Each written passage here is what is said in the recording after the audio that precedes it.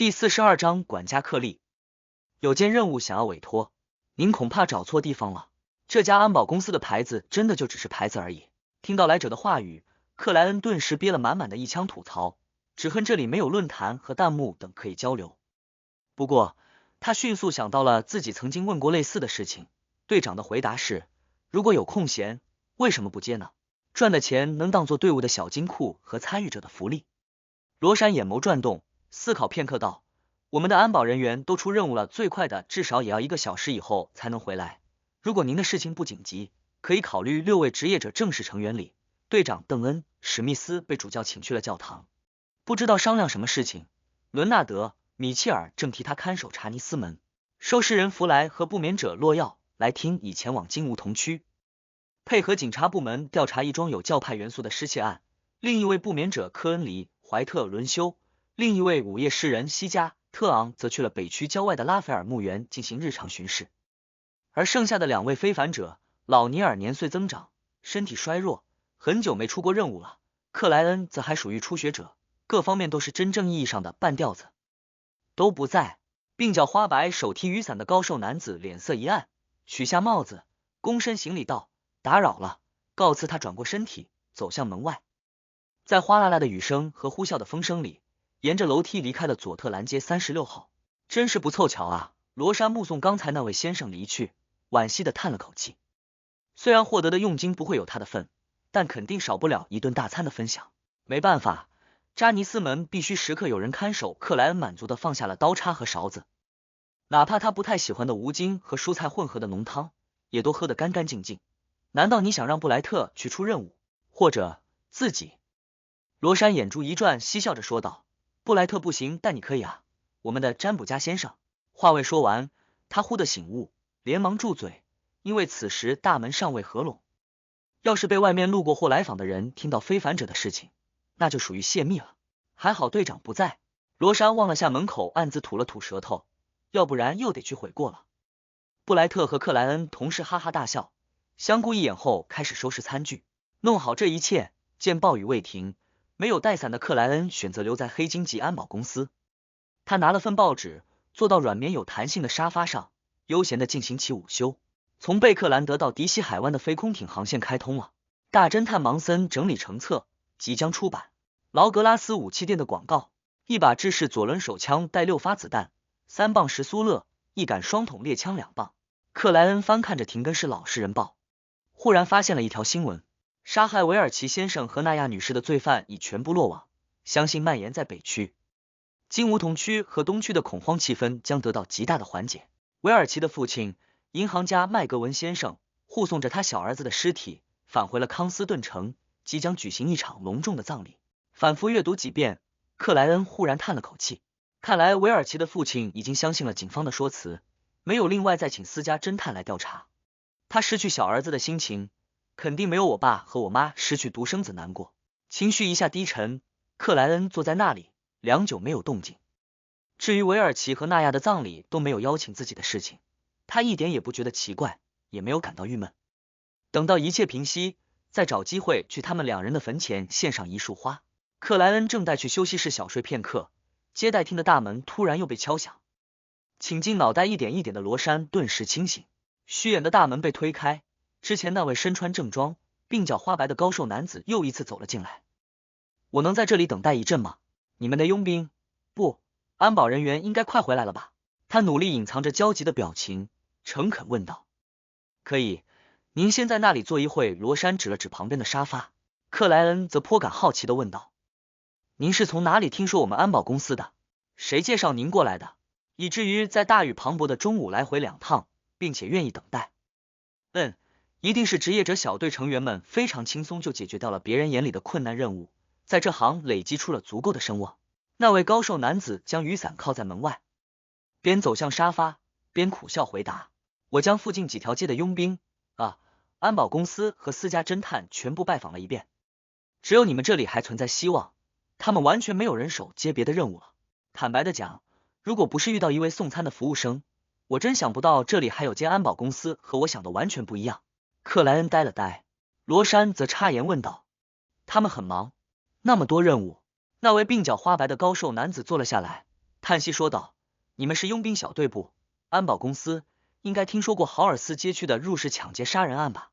豪尔斯街区入室抢劫杀人案，好吧，很不幸，我就是当事人之一。克莱恩略感沉重的点了点头。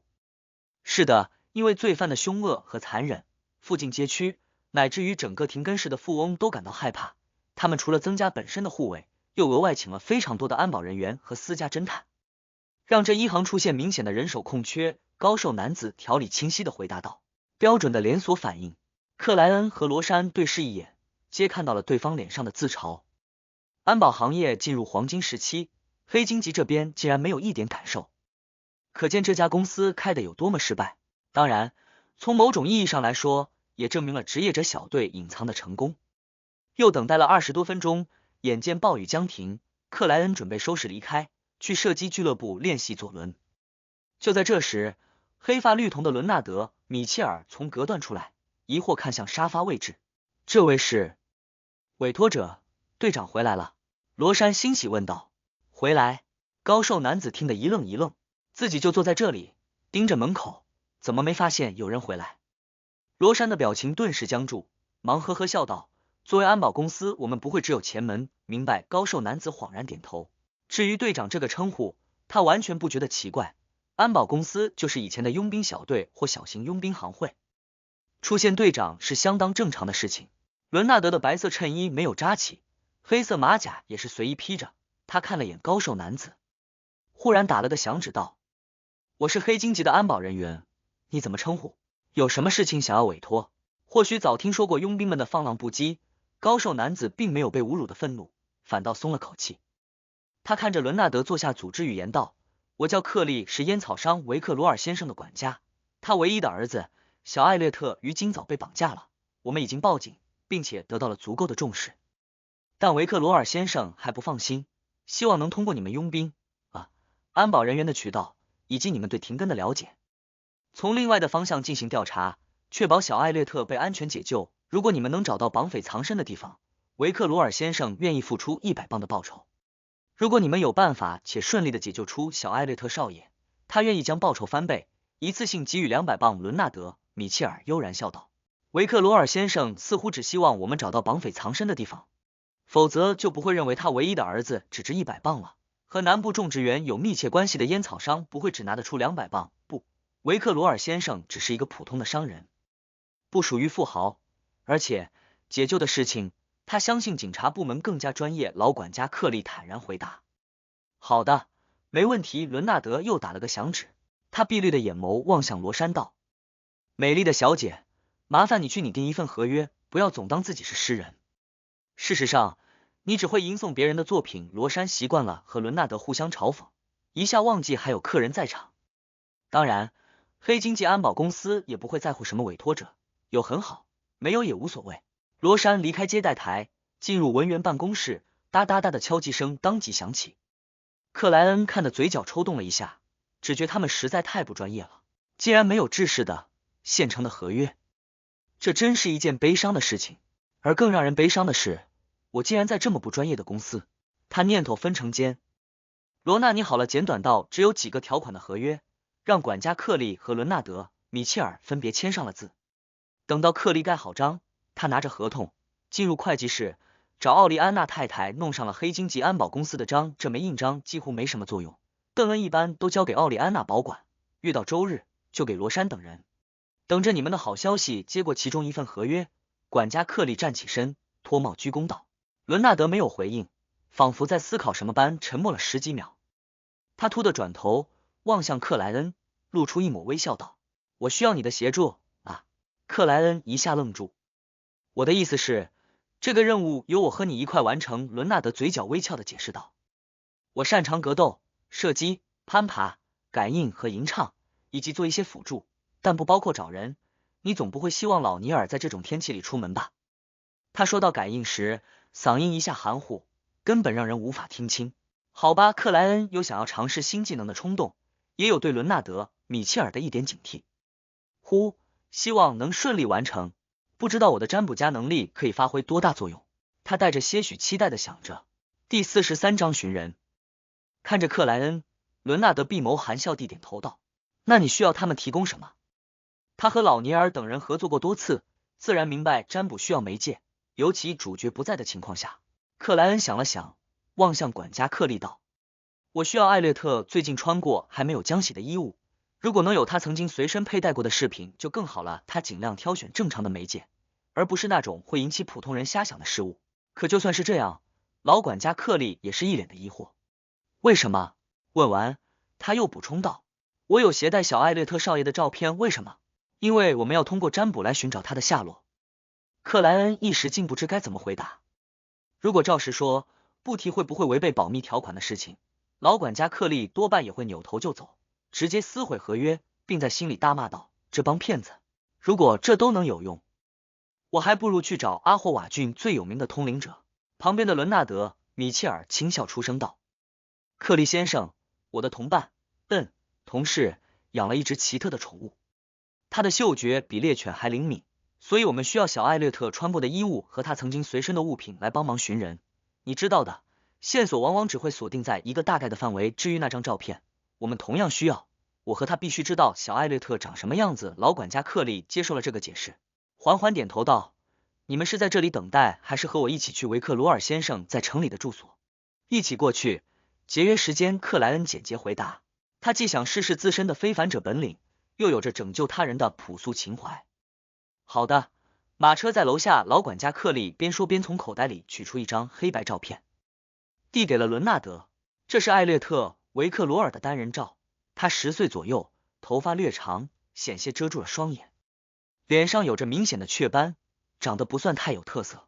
伦纳德瞄了一眼，就顺手递给了克莱恩。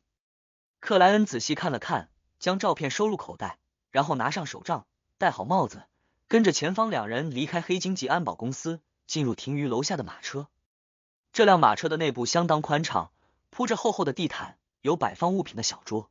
因为老管家克利的存在，克莱恩和伦纳德都没有说话，安静感受着马车在渐小的雨滴中，在积水的路面上平稳前行。不错的马车夫。不知过了多久，伦纳德打破了沉默，含笑赞了一句。克莱恩敷衍以对，老管家克利则挤出笑容道：您的夸奖是他的荣幸，我们快到了。因为担心被绑匪察觉，马车并未靠近烟草商维克罗尔的住所，而是停在了附近的一条街道旁。老管家克利撑着雨伞独自返回。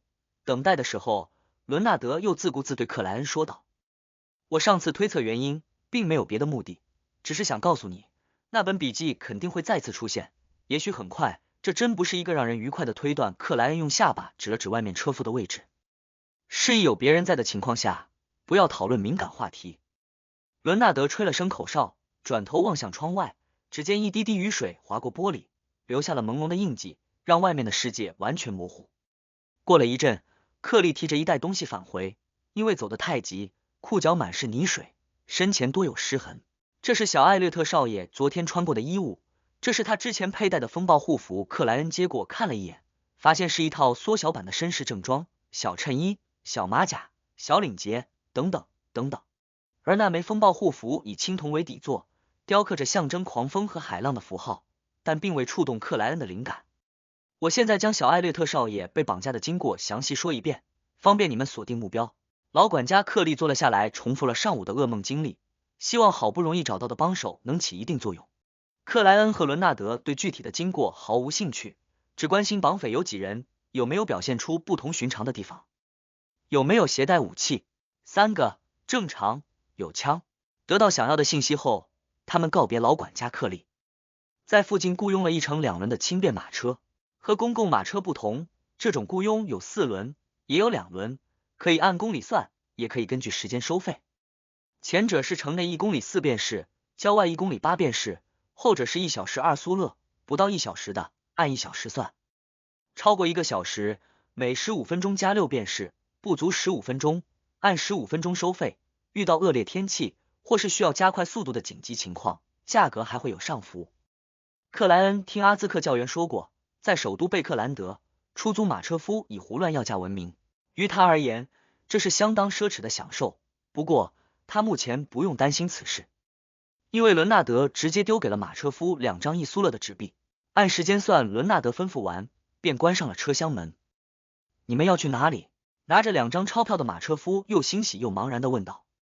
等一下，伦纳德将目光投向了克莱恩，克莱恩微微点头，拿出艾略特的衣物，将它们铺到马车地板上，然后将那枚风暴护符缠于自己的手杖杖头。他握着那相迎的黑色手杖，将它笔直杵在了艾略特的衣物之上。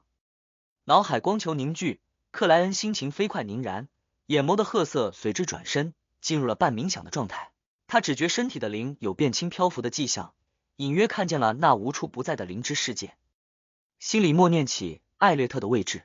7遍之后，他的手离开了那根黑色的手杖，而手杖竟然没有倒下，始终竖直屹立在那里，哪怕车厢在轻微晃荡。四周传来细密而无形的动静，克莱恩仿佛感受到了一双双漠然眼眸的注视。这段时日里，他偶尔便会在冥想中，在灵视状态里出现类似的感受。带着这些微的毛骨悚然，他用深黑色的眼眸凝望着手杖，于心中又一次默念起来。艾略特的位置他刚默念完毕，那根相迎的木质的黑色的手杖倒下了，倒向了正前方。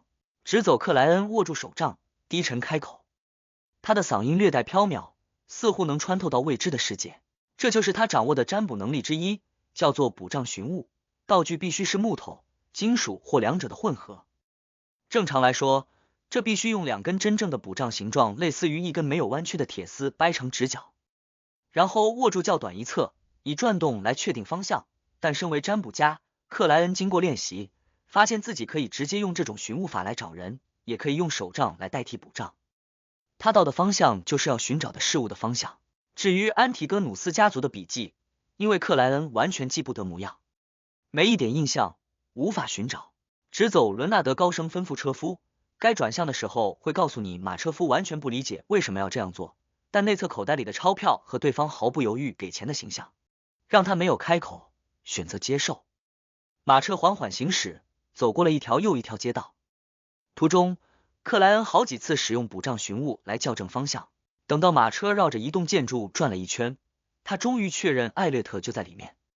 此时距离告别老管家克利刚过去30分钟。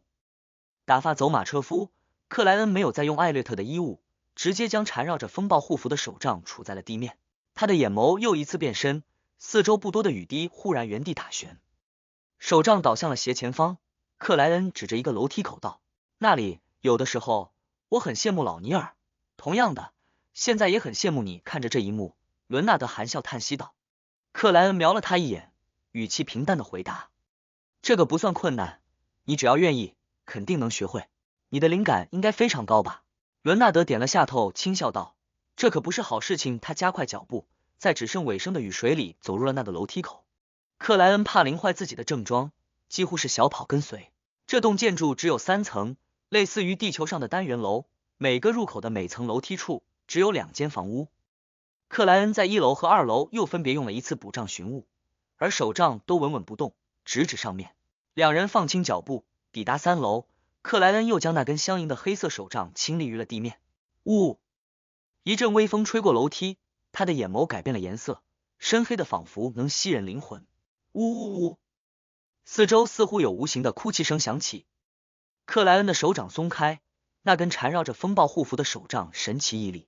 又默念了一遍艾略特的位置，他看着自己的黑色手杖倒了下去，落地无声的指向了右侧的房间，应该就在里面了。克莱恩一边拾起手杖，一边轻敲了自己眉心2下。各种颜色加深中，他望向了右侧房门，直接看到了里面的各种气场。1、2、3、4， 3个绑匪加1个人质，数量吻合。其中一个的气场矮小，应该就是艾略特。克利先生说过，他们有2杆猎枪，1把左轮。克莱恩低声说道。伦纳德呵呵一笑道：“让我给他们吟唱一首诗歌吧。为什么要做绑匪？愉快的当文明人不行吗？”他放下装艾略特衣物的袋子，向前走了2步，表情瞬间变得宁静而忧伤，磁性低沉的嗓音缓缓荡了开来：“啊，恐惧的威胁，绯红的希冀，起码一世是真，此生非是。一世是真啊，其余皆谎。花开一度后，将与世长辞。”第44章宿命。伦纳德的吟唱像是安眠的歌曲，轻渺回荡于了左右房门之间，回荡于了蜿蜒的木质楼梯内。克莱恩的精神顿时一阵恍惚，似乎看见了幽静的月光，看见了安宁微荡的湖面，他的眼皮迅速变重，仿佛站着也能睡着。在这样的知觉模糊里，他又感受到了来自背后的、无形的、诡异的、漠然的注视，就像本身在遨游灵界。一种莫名的似曾相识味道泛起，克莱恩豁然找回了思绪，靠着本身强大的灵感和熟悉到极点的冥想，勉强摆脱了那午夜诗篇的影响，但他依旧身心宁静，难以产生别的情绪。很快，伦纳德停止了吟唱，侧头一笑道：“我考虑申请一把费内波特琴吟唱，怎么能没有伴奏？”呵呵，开玩笑的，我听到他们都睡着了。这位黑发绿瞳、有诗人气质的职业者小队成员迈开脚步，走到了绑匪和人质所在的房门前。他忽地摆动肩膀，崩出拳头，轰在了门锁上。咔嚓，门锁周围的木板碎裂，声音非常的微弱。这需要精准的控制。伦纳德一边回头说笑，一边将手伸入破洞，打开了房门。已恢复清醒的克莱恩没他那么自信，将手伸入腋下，拔出了手枪，并调整转轮，保证立刻可以击发。随着房门的后退，他看见了一位趴在桌上睡觉，手枪落于脚边的男子，看见了一位迷糊着揉动眼睛，想要站立起来的男子。噔！伦纳德一个滑步靠近，打晕了即将醒来的劫匪。克莱恩正打算跟随进入，忽然像是感应到了什么，猛地转过身体，正对向楼梯。哒哒哒，脚步声由下往上，逐渐清晰。一位身穿棕色外套、没戴帽子的男人，怀抱一纸袋的面包，绕过楼梯拐角，往3楼进发。突然，他停顿了下来，看见泛着金属光泽的枪口正俯视着自己。他的瞳孔里映照出了一位头戴半高丝绸礼帽、身穿黑色正装、打着同色领结的年轻男子，映照出了对方靠在栏杆处的手杖，映照出了那把危险的左轮。停下你所有的动作，举起你的双手。3、2。克莱恩语气低沉而舒缓，他双手持握着左轮，试图将对方当成练习用的靶子。紧绷的气氛里，身穿棕色外套的男子丢掉那袋面包，缓缓举起了双手。先生，您是不是误会了什么？他死死盯着克莱恩放在扳机上的手指，挤出少许笑容道。克莱恩暂时无法判断他是绑匪同伴还是隔壁邻居，但表面却没流露一点异常，沉声说道：“不要试图挣扎，等下会有人来鉴别是不是误会。”这时，处理好屋内绑匪的伦纳德走了出来，瞄了楼梯拐角处的男子一眼，悠闲的说道：“原来绑匪还有一名同伴负责接应和购买食物的。”听到这句话，身穿棕色外套的男子瞳孔一缩，突然起脚，将落在身前的那袋面包踢了起来，试图挡住克莱恩的视线。克莱恩仿佛没受影响，就像练习一样，冷静扣动了扳机。砰！那名男子的左肩冒出了一团血花，他顺势一滚，就要往2楼逃去，但伦纳德早伸手撑住栏杆，跳了下来。噗的一声闷响，伦纳德从天而降，落在了那名男子的身上。那名男子昏迷了过去，伦纳德拍了拍毡上的些许血迹，抬头望向克莱恩，呵呵笑道：“枪法还不错，我想的是打他腿。”克莱恩嘴角微不可见的抽搐了一下，鼻端闻到了淡淡的鲜血味道。他发现服用占卜加魔药后，虽然自己的视力、听力和触觉都未得到提升，但依旧能看到被挡住的事物，依旧能听见微弱的脚步声，从而提前做出判断。这属于灵感的范畴。克莱恩若有所思点头，看着伦纳德从绑匪同伴的身上搜出了一把锋利的匕首，看着他将对方拖到了房间内，一手持枪，一手提杖。克莱恩步入绑匪所在的屋子，看见艾略特·维克罗尔被枪声惊醒，身体从蜷缩变为打直，并缓缓坐起。原先的3名绑匪被伦纳德用他们对付艾略特的绳索绑得结结实实，串成一串，丢到了角落不够的部分，则撕他们的衣物代替。被枪击中肩膀的那位正昏迷着接受包扎，但伦纳德嫌弃肮脏，没有帮他取出子弹。你们是？艾略特看见眼前的一幕，隐含惊喜的结巴道：“对，你猜得很对，非常准确。”半蹲着的伦纳德随口回答。想不到这家伙还真有点幽默细胞。克莱恩垂下左轮，望向艾略特道：“我们是你父亲请的佣兵，你也可以称呼我们安保人员。”呼，真的吗？我得到解救了吗？艾略特满含喜悦又不敢胡乱动弹的问道。看得出来，从被绑架到现在的短短几个小时内，他吃了不少苦头，竟没有了本身年纪该具备的冲动。伦纳德站了起来，对克莱恩道：“你去下面找巡逻的警察，让他们通知那位烟草商。我可不想像个绑匪一样带着小孩子和这4个家伙出门。正想着怎么处理后续的克莱恩点了下头，收起左轮，提着手杖走向了楼梯。一阶阶往下时，他隐约觉得自己遗忘了什么，并听见伦纳德对艾略特说道：不用紧张，你很快就能见到你父亲、母亲和老管家克利，要不我们来去昆特牌。克莱恩忍着笑意走入外面街道，根据路人的指点找到了2位巡逻的警察。他并未使用特殊行动部的徽章和证件，而是以专业安保人员的名头，将事情原本讲述了一遍。至于持械的问题，他一点也不担心，因为前天刚拿到了全类武器使用证，通过内部渠道申请，审批会非常快。2位警察互相看了一眼，分出1人去通知帮手，通知维克罗尔一家，剩下那位则跟着克莱恩返回了绑匪所在的房间。等待了40多分钟，趁警察不注意的机会，伦纳德对克莱恩使了个颜色，让他跟着自己溜出了房间。相信我，去警局非常浪费时间，我们先离开吧。这位有诗人气质的职业者一脸轻松的解释道。克莱恩抱着天塌下来有高个子顶的心态，没有反驳，跟随于后。又过了接近5分钟，几辆飞快奔驰的马车冲到了绑匪所在的建筑物前，老管家克利陪伴着他肥胖的主人维克罗尔走了下来。直到这个时候，他还处在一片迷茫之中，不敢相信好消息来得这么快，快的就像一场梦境。突然，他听到了啪的一声脆响，下意识扭头望了过去。一辆双轮马车驶过，窗户敞开，黑发绿瞳的伦纳德又打了个响指。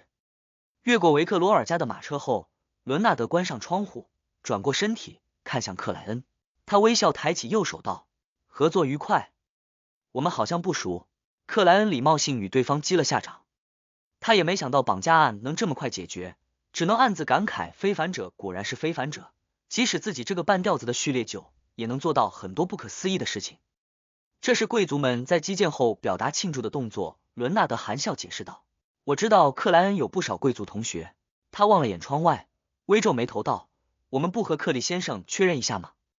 他如果认为是警察解救的艾略特，我们的酬金会少一半的，足100磅。至于提供绑匪下落这件事情，因为刚才的见面不会有什么疑问。不用在意，对我们的人生来说，金钱并不是那么重要。伦纳德摊手笑道。对我来说，它非常重要。克莱恩挤出礼貌的笑容道。不少诗人都是因为贫穷而早逝。伦纳德笑了一声。我相信艾略特不会在这件事情上说谎，我看得出来他还残留着纯真。不过就算拿到200磅酬金，你也分不了多少啊。我能分多少？克莱恩当即问道。按照一直以来的不成文的规矩，报酬要交1半给奥利安娜太太，作为小队的额外经费，剩下的由参与队员平分。可惜你不是正式成员，大概只能拿到10%磅，也不错啦。克莱恩假装自己没有心疼，转而问道：你不担心绑匪苏醒后明白自己受到了非凡力量的影响吗？他们不会怀疑的，他们只会认为是天气太好，太适合睡眠，才会忍不住倒下。他们甚至会相信吟唱只存在于梦境里，这是我们验证过的事情。伦纳德非常自信的回答。倒是你的那枚猎魔子弹会让人觉得奇怪，当然一个喜欢神秘学的怪人是非常合理的解释。克莱恩放下了担心，只觉得自己遗忘或者说忽略了什么。回到佐特兰街，克莱恩没等待克里前来，散步去了维尔奇住所，换了条路线回家，顺便买了牛肉、甘蓝等当做晚餐的材料。照旧是愉快的晚餐，照旧是兄妹3人伴随着学习的悠闲聊天，只是多了一位敲门的访客。他是来取走瓦斯计费器里所有一便士铜币的工作人员。夜色渐深，兄妹3人互道晚安，各自回房。克莱恩睡得正香，忽然被外面悉悉索索的声音吵醒。他疑惑开门，来到无人居住的那间卧室外，推开斑驳的房门，克莱恩看见了一张灰色的桌子，桌子上摆放着一本笔记，封皮由硬纸制成，完全染上了黑色。莫名的似曾相识感浮现于心头，克莱恩走了过去，打开了那本笔记。摊开的那页画着一个图案，那是穿华丽衣物、带绚烂头饰的愚者。愚者下方写着一行赫密斯语：所有人都会死，包括我。克莱恩心中一惊，忽然发现愚者的嘴角勾了起来。呼，他或地坐起，看见了透过窗帘的绯红月光，看见了书架和书桌，看见了本身卧室的轮廓。发现自己做了个噩梦。身为一名占卜家，他明白梦境总是揭示着什么，于是认真回味了一遍。回想之中，克莱恩一下僵住，因为他知道今天忽略什么了。沉浸于伦纳德的吟唱时，自己受到了无形的、漠然的、来自背后的注视。这种注视与正常冥想和使用灵视的体会都不相同，给自己一种似曾相识的感觉。而按照队长邓恩的说法，一旦出现类似的感觉，往往就意味着……克莱恩猛地坐直，确认了感受，对，是他，那本笔记，那本安提戈努斯家族的笔记。第45章重返。那本安提戈努斯家族的笔记就在绑匪对面的房间内。虽然这很巧合，但克莱恩相信自己的感觉没有错误。他当即翻身离床，2-3下脱掉睡觉时穿的陈旧衣物。他拿过旁边的白色衬衣，披到身上，飞快地从上往下扣着纽扣。1颗、2颗、3颗，他忽然察觉少了颗扣子，而左右两边好像也不太对称。仔细一瞧，克莱恩才发现自己从一开始就对错了纽扣，让衬衫变得扭曲。他无奈摇头，深吸了口气，又缓缓吐出，运用些许冥想技巧，让自身恢复了一定冷静。穿好白色衬衣和黑色长裤，他勉强算是沉稳的配上腋下肩带，将藏于松软枕头底下的左轮手枪拿出，放置于内。顾不得打领结，他披上正装，一手拿猫一手提杖的走到门边。戴好半高的丝绸礼帽，克莱恩动作轻柔的拧动把手，打开房门，进入走廊。小心翼翼合拢卧室木门，他就像个小偷般近乎无声地下了楼梯，用起居室的钢笔和纸张留下2行单词，表示昨晚忘记说公司有事，今天需要早到。走出大门，克莱恩顿时感受到了一阵清爽的凉风，整个人都宁静了下来。他眼前的街道昏暗寂静，没有行人，只煤气路灯的光芒静静照耀。克莱恩从内侧口袋里拿出怀表，啪的按开一看，发现刚到6点。绯红的月光尚未完全褪去，但天边已有了一抹透亮。他正打算寻找昂贵的出租马车雇佣，突然看见一辆双马4轮的无轨公共马车驶了过来。这么早就有公共马车了？克莱恩略感诧异，迎了上去，招手叫停。早上好，先生。马车夫熟练的让马匹停了下来。他旁边负责收费的工作人员用手掩住嘴巴，打了个哈欠。去佐特兰街。克莱恩边说边从裤兜里掏出2个1便士，4个半便士。4便士。负责收费的工作人员毫不犹豫的回答。递过车费，克莱恩上了马车，只见里面空空荡荡，竟没有别的客人，于昏暗里透出明显的冷清。你是第一位，车夫笑笑说道。2匹棕色的马迈开步子，相对轻快的前行了起来。坦白的讲，我没想到这么早就有公共马车了。克莱恩坐到靠近车夫的位置，随口回答了一句，以此分散注意，缓解内心的紧绷。车夫自嘲道，每天6点到晚上9点，可是我周薪才1磅，没有休息的时间吗？克莱恩诧异询问。每周轮换休息1天。马车夫的语气变得沉重。他旁边的收费员补充道，我们负责早上6点到中午11点，接着去午餐，去午休，等到晚餐后，也就是6点，再替换同事。即使我们不用休息，2匹马也需要。以前不是这样的，自从有的马车夫太累，出现不应该的失误，使马匹失控，车厢翻倒，才有了这样的轮换。那群吸血鬼怎么可能突然变得善良？车夫嗤笑了一声。在晨曦的照耀里，这辆公共马车向着佐特兰街驶去，沿途只上了7、8位乘客。克莱恩稍微缓解紧绷后，便不再说话，闭上眼睛，一帧一帧的回闪昨天的经历，看有没有别的遗漏。等到烈阳完全升起，天空真正明亮，公共马车抵达了佐特兰街。克莱恩左手按着帽子，连走带跳地下了马车。他快步进入佐特兰街36号，沿楼梯抵达了黑金级安保公司的外面。此时大门关闭，尚未打开。克莱恩从腰间取下钥匙串，找到黄铜色泽的对应之物，塞入孔洞，咔嚓一扭。他往前一推，让房门缓缓后敞，看见黑发绿瞳的伦纳德·米切尔在清秀最近流行的卷烟。事实上，我更喜欢雪茄。你看起来很急切。这位诗人般的职业者轻松惬意地问道。队长呢？克莱恩不答反问。伦纳德指了指隔断。他的办公室里。作为一个不眠者晋升的非凡，他只需要在白天休息2个小时。我想那些工厂主、银行家、肯定最喜欢这种魔药。克莱恩点了点头，快步通过隔断，看见邓恩·史密斯已打开办公室的门，站在了入口处。有什么事情？他身穿黑色风衣，提着把镶嵌黄金的手杖，表情沉稳而严肃。我出现那种似乎在哪里见过的感觉了，应该是那本笔记，安提戈努斯家族的笔记。克莱恩竭力控制自己，使回答显得条理清晰。在哪里？邓恩·史密斯的脸色并未有明显改变，但克莱恩的灵感告诉他，对方似乎出现了一个明显的、无形的波动。这也许是灵的闪耀，也可能是情绪的变化。就在昨天我和伦纳德解救人质的地方，在绑匪的房间对面，当时我并没有察觉，直到做了一个梦，获得了启示。克莱恩没做任何隐瞒，看来我昨天错过了一个非常大的功劳。不知什么时候走到隔断位置的伦纳德轻笑了一声。邓恩微微颔首，神情肃穆地吩咐道：让科恩离去替换老尼尔看守武器库，让老尼尔·弗莱和我们一起过去。伦纳德没再表现的轻浮，当即通知了职业者娱乐室内的科恩离和弗莱，他们一个是不眠者，一个是收尸人。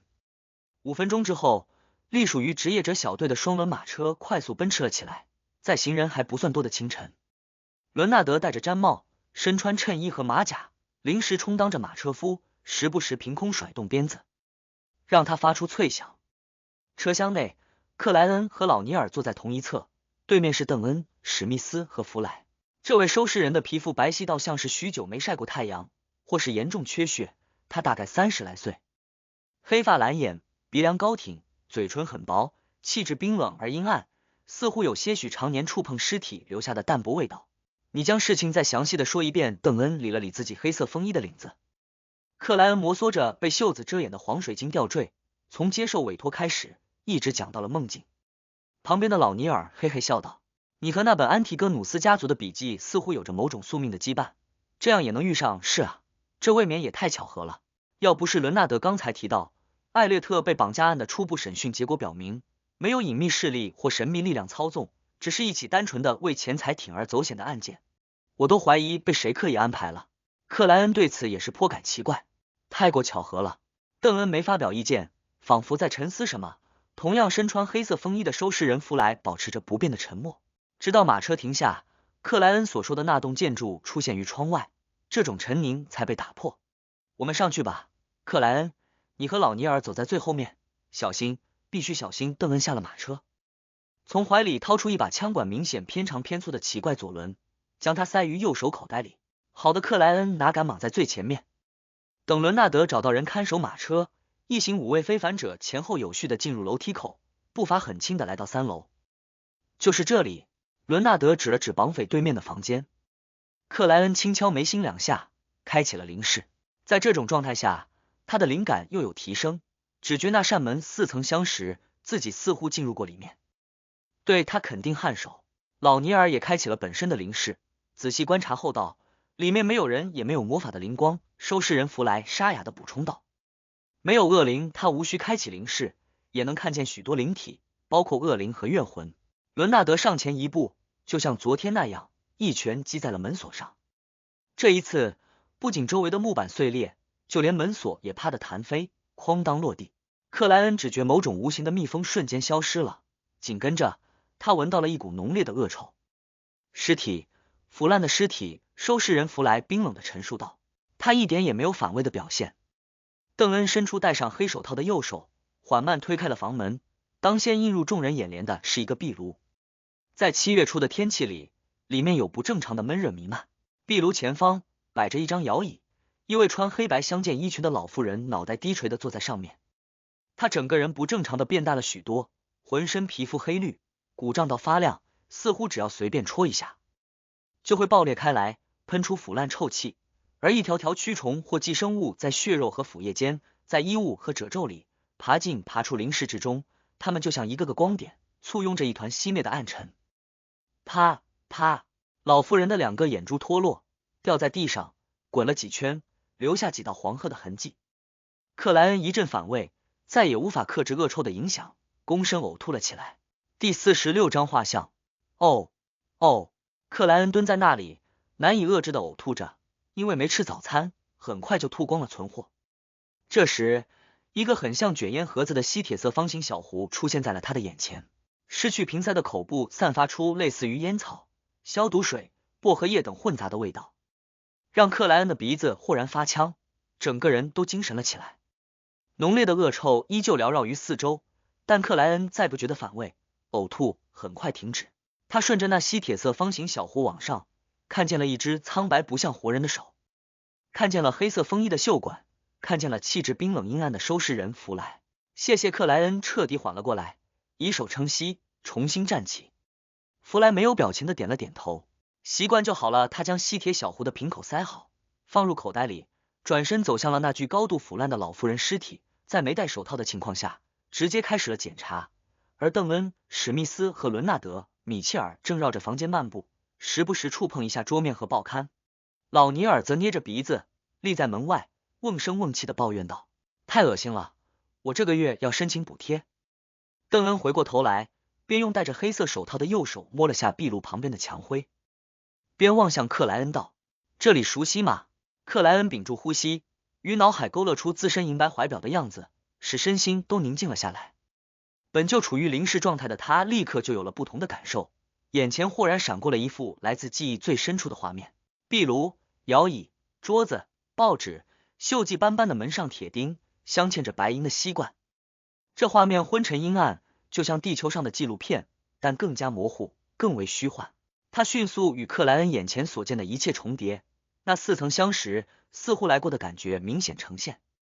虚幻又飘忽的嘶喊又一次穿透无形的壁垒而来：霍纳奇斯、弗雷格拉，霍纳奇斯、弗雷格拉，霍纳奇斯、弗雷格拉。有一点点熟悉，克莱恩如实回答，脑袋有些刺痛，只好赶紧在眉心轻敲了2下。霍纳奇斯，原主日记里出现过的霍纳奇斯山脉，那是从安提戈努斯家族笔记里解读出的内容。刚才的耳语和以前某次很像，都涉及了霍纳奇斯这个名词。这是在引诱吗？克莱恩悚然一惊，不敢再深思，怕自己步入失控的轨道。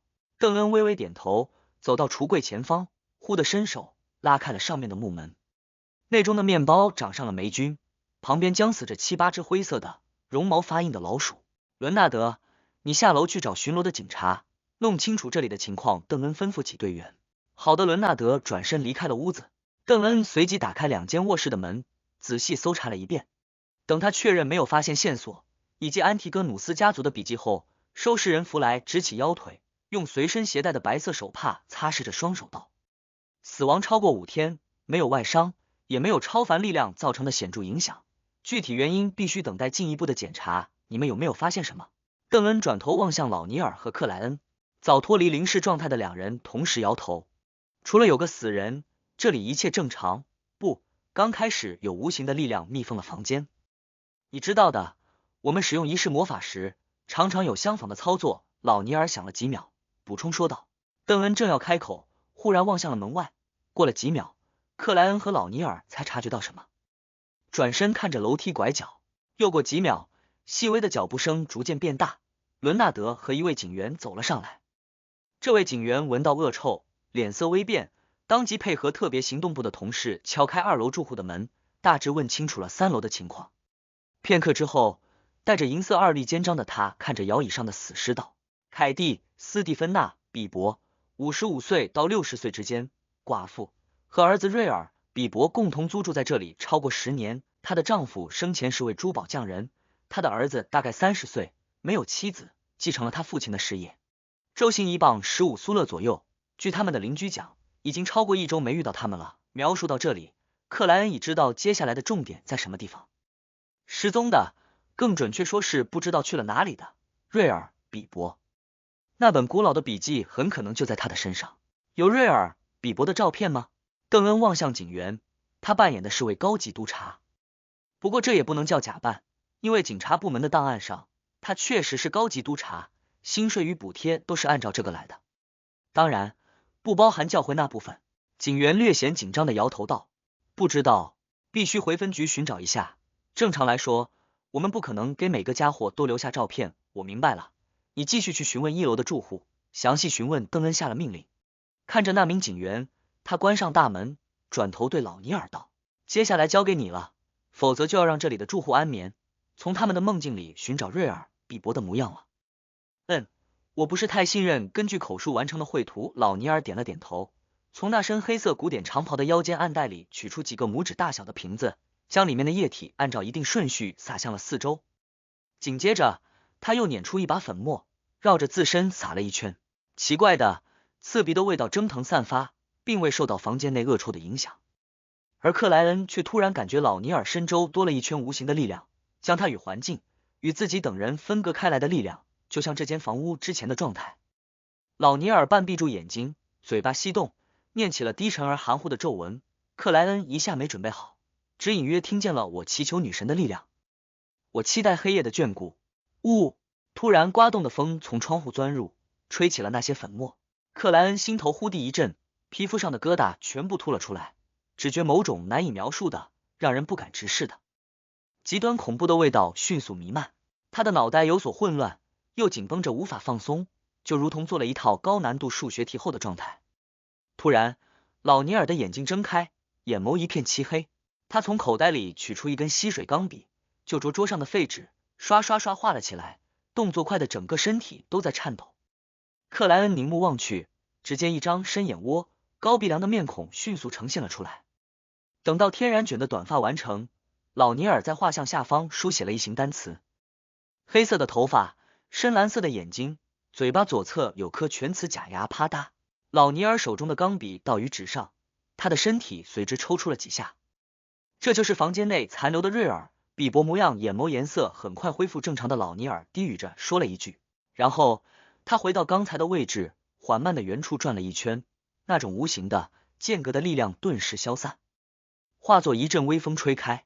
赞美女神老尼尔在胸口连点了4下，凑成了绯红之月的形状。克莱恩的精神放松了下来，观察得更加仔细，发现瑞尔、比伯的五官没什么特殊，气质也相当平和，只是鼻子两侧的法令纹明显下垂。我试一试能不能用补杖寻物法。他拿起那张画像，翻找出卧室内的男性衣物，将他们都铺于地上。邓恩、伦纳德和老尼尔都没有阻止，看着他将相迎的黑色手杖杵在衣物和画像之上，收尸人弗莱一如既往的沉默。褐色转黑，克莱恩目光深幽的完成默念，松开了手掌，黑色手杖安静屹立，就像插入了地板。瑞尔、比伯的位置，克莱恩于心中再次默念。呜的风声里，那手杖倒了下去，可倒的过程中，他一直改变着方向，最终变成了绕指点小幅度旋转。在没有任何外在力量帮助的情况下，这根相迎的黑色手杖又重新站稳了。克莱恩试了几次，都是同样的结局，只能对着邓恩和老尼尔摇了摇头。有诡异的力量干扰了自己的占卜。邓恩将黑色手套取下，对伦纳德和克莱恩道：“你们拿着瑞尔、比伯的画像去询问这里的住户，做最后的确认，接着以谋杀母亲的名义通缉他。”好的，克莱恩握住手杖，弯腰拾取了那幅画像。等到邻居们都确认画像上的人确实是瑞尔、比伯，邓恩让伦纳德和警员去警局完成手续，自己则和弗莱前往廷根市的几处酒吧，通过地下渠道找人。克莱恩和老尼尔坐公共马车返回了黑金吉安保公司。这时还不到8点，罗珊尚未抵达。关上大门，克莱恩侧头看向老尼尔，半是疑惑半是请教的问道：“为什么我会将安提戈努斯家族的笔记送到瑞尔、比伯家里？这与维尔奇住所到铁十字街完全不是一个方向。”老尼尔走到沙发位置，呵呵笑道：“这不是非常明显吗？你们不知道是触动了笔记内的力量，还是好奇做了他描述的某些仪式，招惹到了不该招惹的诡异存在？而这力量，这存在的目的是将笔记送给瑞尔、比伯，并且断掉所有线索，不让任何人发现。于是，除了被挑中的你，维尔奇和纳亚都当场自杀了。坦白的讲，我现在还是不明白你为什么能活下来，我也不知道。”克莱恩跟随坐下，故意苦笑着回答：“您对事情经过的猜测，我也想到了，只是不明白为什么一定要把笔记给瑞尔、比伯。”老尼尔摊手道：“或许他的出生灵数符合要求，也或许他是安提戈努斯家族仅存的后裔。总之，有太多的可能。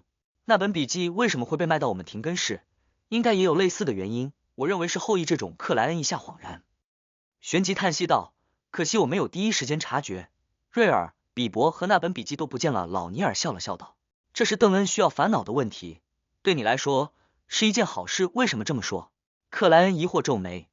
第47章缺钱的老尼尔。老尼尔揉着太阳穴道：你们为什么自杀的原因大概弄清楚了，那本笔记也到瑞尔·比伯的手里了，并且事情已经暴露，不管你是活着还是死亡，都很难再影响后续的发展。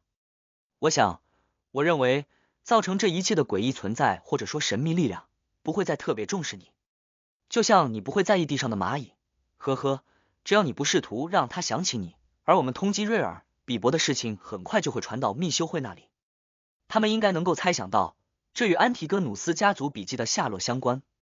相信我，这些存活了上千年的隐秘组织肯定有着各种各样的消息渠道，所以他们的重心会转向瑞尔·比伯的下落，试图抢在我们之前找到笔记。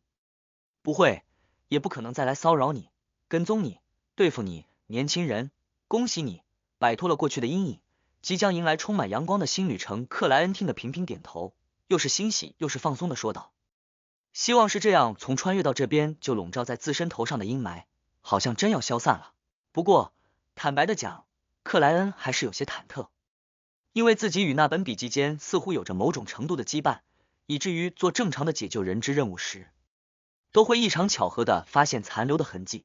他真害怕有一天，邮递员忽然送来份包裹，自己拆开一看，却发现是那本安提戈努斯家族的笔记。希望一切能按照老尼尔描述的那样发展。他无声的祈祷了一句。老尼尔听到他的回答，顿时嗤笑了一声。你似乎不是女神虔诚的信徒，这个时候不是应该在胸前画红月，说一句愿女神庇佑我们吗？尼尔先生，你好像也不是。真正的信徒不会说迎来充满阳光的新旅程。经过这段时间的神秘学课程，克莱恩和老尼尔建立起了不错的友谊，于是毫不客气的讽刺了回去。两人对视一眼，默契的笑了几声，几乎同时在胸口点了4下道：赞美女神。就在这时，拨片、弹珠等转动的声音响起，黑金级安保公司的大门被打开了。秀气文雅的奥利安娜太太将时髦的卷发盘了起来，浅绿裙摆倾荡的走入接待厅。早上好，尼尔先生。早上好。克莱恩他手拿小牛皮制成的提包，笑意盈盈的打了声招呼。今天又是晴朗的一天，不错的一天。早上好，奥利安娜。你还是和之前10几年一样美丽。老尼尔笑呵呵回应道。奥利安娜眼眸一横，板起脸孔道：尼尔先生，你的赞美依旧和过去10几年一样让人生气。他在10几年这几个单词上发了重音，是吗？老尼尔很是不解的望向克莱恩，脸上写满了疑惑。千万不要提能让女士记起自己年龄的事情。作为一名什么都懂一点的键盘强者，克莱恩瞬间就明白了奥利安娜太太的在意点，轻笑开口道：早上好，奥利安娜太太，你每天都是这样美丽，谢谢。我们优秀的霍伊大学毕业生。奥利安娜浅笑颔首，转而说道：按照队长的规定，一半属于额外经费，一半给你和伦纳德，而你不是正式队员，只能拿到那一半的10%，等下就可以来签字领取他支付了多少报酬。克莱恩又是高兴又是心疼的问道。200磅，他当时是这么说的。主啊，风暴在上，我真是无法想象，无法相信，这件事情就这样解决了，这不比我们做一场梦更困难。你们这间安保公司为什么会没有名气？这简直是整个行业的耻辱。奥利安娜太太模仿着老管家克利略带南部特色的口音。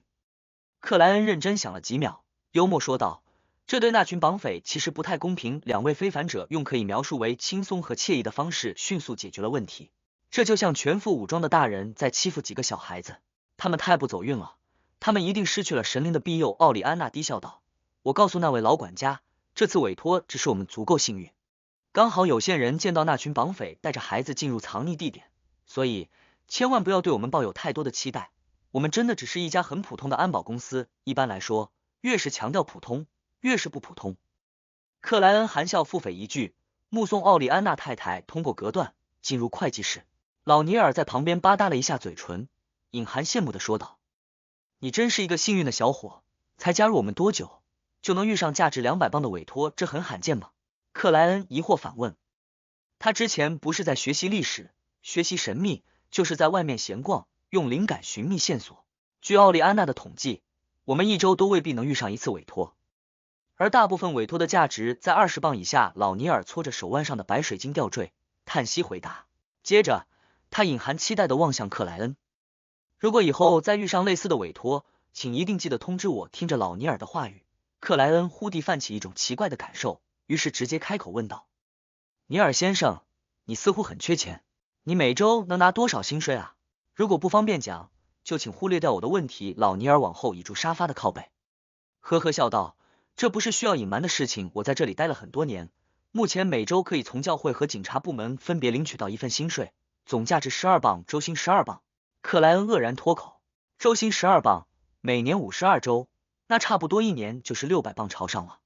之前看廷根晨报和老实人报时，上面都有介绍高级大律师才每年800到1000磅的样子，这可是高级大律师啊。